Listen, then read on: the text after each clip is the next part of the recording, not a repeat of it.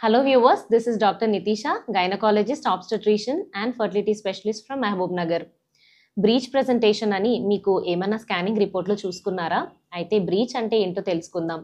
Breach అంటే first of all కాళ్ళు కిందకు ఉన్నాయి, తల పైకి ఉంది అని అర్థం. యూజువల్గా చాలామంది ఆడవాళ్లకు ప్రెగ్నెంట్ అయినా కానీ వాళ్లకు తల అనేది కిందికి ఉంటుంది. అలాంటి వాళ్లకు నార్మల్ డెలివరీ ట్రై చేయొచ్చు.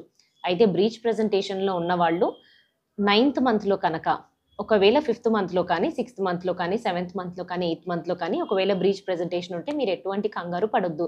ఎందుకంటే బేబీ చుట్టూ నీరు ఉంటుంది, బేబీ మూమెంట్స్ ఉంటూ ఉంటాయి, బేబీ పొజిషన్ స్టేబుల్గా ఉండదు.